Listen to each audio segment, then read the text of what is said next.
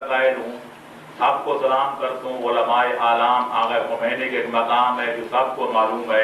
پرسوں مجھ سے سوال کیا جاتا ہے، میں مذاکرہ ہو رہا تھا تہران میں، ٹی وی والوں نے سوال کیا کہ آپ ان کے بارے میں کوئی اور مزید کہیں۔ میں نے کہا وہ استعجال ہے کہ مجھے ایسا بس ان کی تعریف کرے، وہ میری تعریف کے محتاج نہیں ہے، دنیا ان کو جانتی ہے، وہ ہمارے لیے وجہ پہچان ہے، ہم ان کے لیے ذریعہ موربی نہیں ہے۔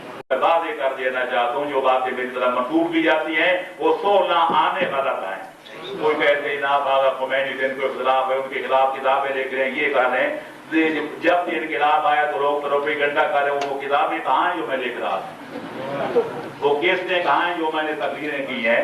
تو بحمداللہ میں نے نہ کسی سے تمنا ہے، نہ کوئی صلے کی، نہ ستائش کی۔ ایران کی حکومت جب روز انقلاب سے لے کر آج تک قید کرتے ہیں تو بحمداللہ اپنا مرکز ایمان سمجھتا ہے۔ ابھی میں اسلام آباد میں 22 سفر سے لے کر اپنا 26 سفر تک میں نے 5 منٹ سے پڑھی ہیں، روزانہ گھنٹہ میں منٹ پڑھتا، 10 گھنٹے سوالوں کے جواب دیتا تھا۔ ابھی تازہ بات ایک سوال کیا گیا، آپ انقلاب ایران کو ایمانی اسلامی سمجھتے ہیں؟ میں نے کہا اگر انقلاب ایران اسلامی نہیں ہے تو پھر اسلام کیسے کس کو ہے؟